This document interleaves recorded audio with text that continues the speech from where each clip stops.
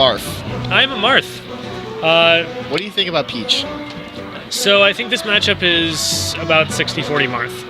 I think that Peach thrives in the zone that is far away from Marth and right on top of Marth. But if Marth can stay in the butter zone in between those two, Peach has nothing she can do. Yeah. Like, the best she can do is, like, reach with a dash attack, and that gets super old super quick. Her dash is way too slow to threaten Marth, and she doesn't have any moves that are so disjointed she can just throw them out for free. Right, except turnips. Turnips are only pullable from outside of that range, which is why I say that range is still controlled by Peach. So Marth's job is to get in on Peach without getting too far in on Peach, because if he gets too far in, then he's in down smash range, but if he's able to play the range just outside of that, as I'm sure Tai has amazing ground movements, so he will not have a problem threatening Pat so much that she can't pull turnips. So he'll try and just like maneuver his way in with that dash dance and then wait for Peach to retaliate when she has to. I remember Tai had a set against Bladewise at Apex where husband and wife were commentating, and they're a Marth main and a Peach main respectively, and they pretty much summed up the matchup really well. It was like a clinic on how to like talk about Marth Peach, I think. Yeah, those two have been teammates for ages, and they do play those characters. Yeah. So they were kind of the original team's team. Whereas Ken and Isaiah were the two top singles players, they were the top doubles players. Yeah. It's so like they knew each other very well. It's like PewFat and then like Mewtwo King and Hungrybox. So this edge guard is, while it will look very difficult for Marth, at the same time you'll notice that Peach has a lot of trouble getting down. So even though everyone always complains, Peach is so hard to edge guard, she lives forever, all that stuff, she can like get back to the stage, but she cannot get back to center stage. Yeah. That is not a thing that a Marth should ever let happen after that situation. As long as you're patient enough, Peach should eventually just die to one of these stray hits. Now, what Peach does have going for her is if she trades like she just did there, she can tack on extra percent as she goes. So now Tai is in kill percent when he wasn't when he started that edge guard. Yeah. Okay, let's see how Pat handled. Oh, I don't think Pat meant to do that at all. No, he was trying to float and Z drop it, and that put him in a really bad spot. That won't kill, because Pat. Okay, Pat did not get onto the. Okay, landed with the down air, so he's okay there. I was expecting him to come down with a fair, actually. That is one move that can potentially challenge some of Marth's. Right. This is definitely not what Pat wanted to get out of the stock. I feel like that was a pretty pivotal situation. Ooh, there we go. Really nice ledge type. If he had gotten that edge guard before, though, this game would have been much different. But now he's at 126%. Yeah, he probably won't make it back from this. Oh, Tai goes super safe. I mean, I don't blame him. Yeah. He is able to clean it up just there. Yeah. Tai using Shield Breaker a lot in this game. Earlier on, like, actually almost breaking Pat's shield. Just straight up. This kind of pressure that Tai is... Well, okay, the kind of pressure Tai was applying until he got down smashed is exactly what destroys Peach. Putting tipper aerials on her shield, there is nothing she can do when that starts happening. Once you get into that range, you are free to just swing and swing and swing, and she doesn't have any way she can retaliate in time. Oh. It's like the Wall of Pain, only you can advance with it. Yeah.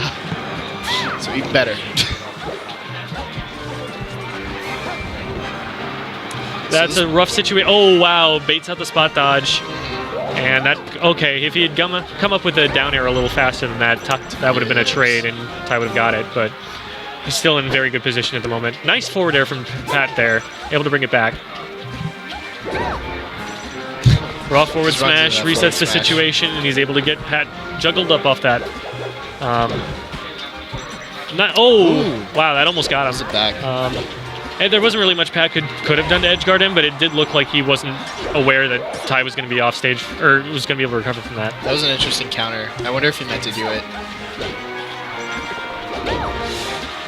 That was a little greedy on Pat's part. That was when you've been popped up and juggled for such a long time that you get frustrated and you want to just swing at them and get down. I'm surprised he missed that tech. He hit a very similar one earlier in the set, or the game. I was talking a little bit earlier with Steven when Pat was playing a player named Oreo about how there are like certain scenarios when you're playing a player. Oh goodness. That was really good. Marth's dash attack can really open Peach up off of forward throw. If you hit it in the wrong place, Peach can get down aired. Yeah. And even if it misses, Peach's roll puts her in a place where she can't really punish it. So it may not connect all the time, depending on her DI, but it is always a very good, it's always safe, and it's a pretty good mix-up. High, like low risk, medium reward kind of thing.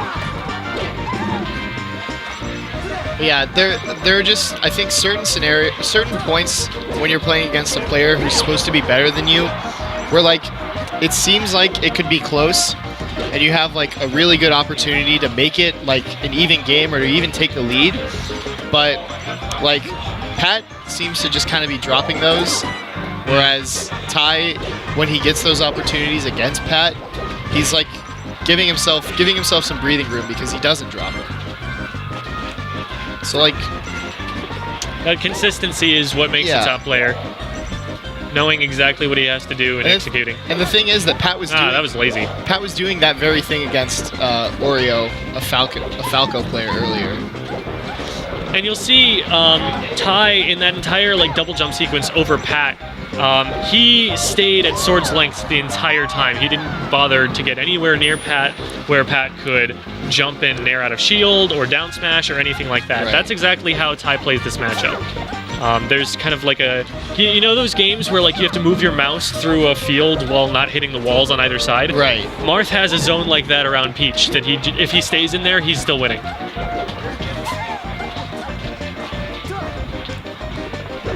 Ooh, that was nice. Yeah. I was expecting that. There's only one reason that a Marth player ever runs off the stage like that. Oh, if that second forward air had hit, that would have been another down air. Nice back air. Peach can, if she gets up in the air, she can work her way down pretty easily with those back airs. That is her primary way of taking space in this matchup. It was an interesting exchange there. Oof, that dash attack was really risky. She's lucky not to get attacked for that. Just hits the very end of that one. There's that dash attack again, opening her up. Now, Ty overcommitted a little bit on the DI, but...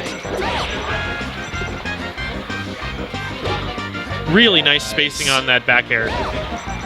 Like, I was surprised that Ty didn't overshoot with his jump, but he had it all under control. And, okay, there's that forward smash he was going for earlier. Yeah. That doesn't fade back this time. Lets it happen.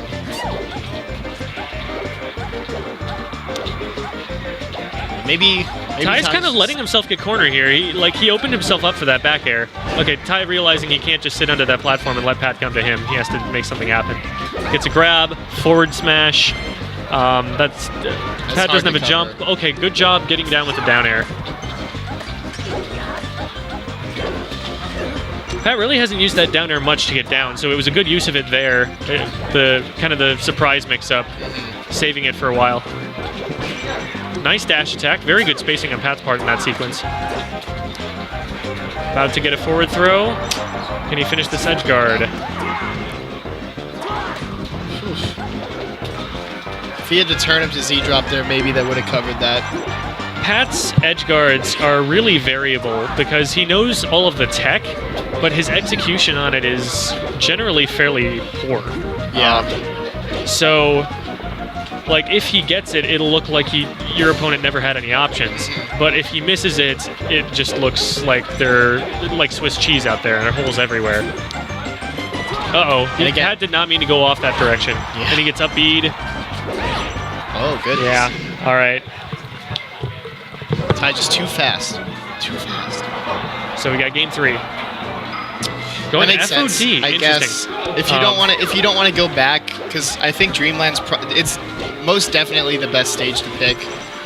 But I think what Pat is saying with this stage pick is he wants to get on top of Ty. Like, wants to stop giving him space. Alternatively, Pat was saying earlier that sometimes he picks FOD just because he likes the music. So, fair enough. I'm sure there's a little more of a reason for it than that. Hell no.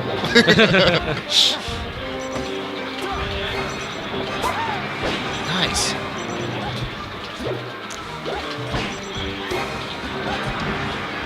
Using the booty. Nice man. forward air.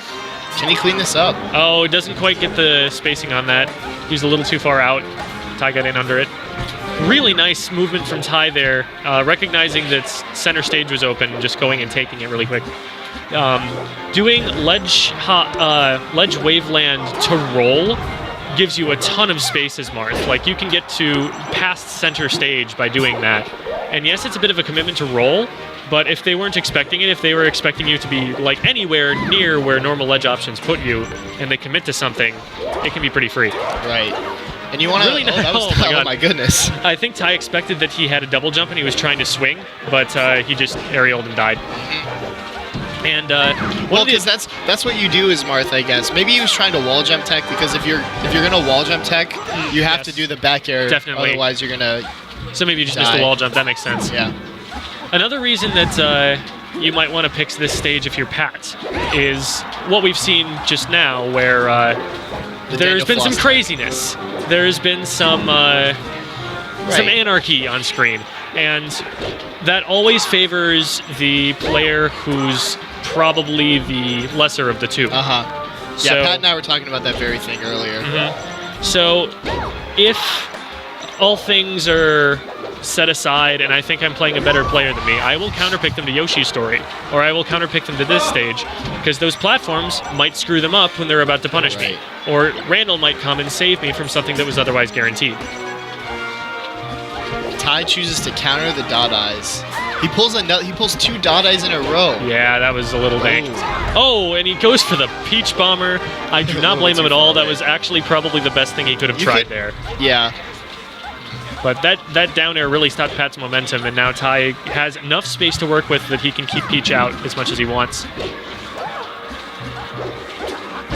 I actually like how Ty took space in that sequence, because he forced Peach to come into that range where Marth plays best. Yeah. Like, he cornered himself a little bit, or so it seemed, but he didn't want any more space than that, because then Peach could just start throwing turnips. It's a good tech from Ty.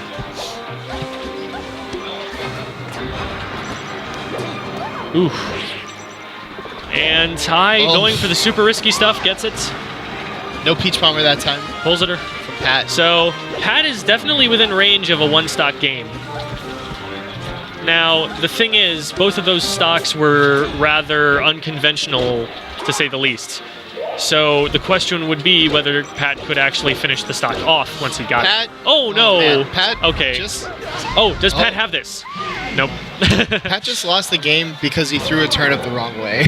And then Ty opened him up. I tried.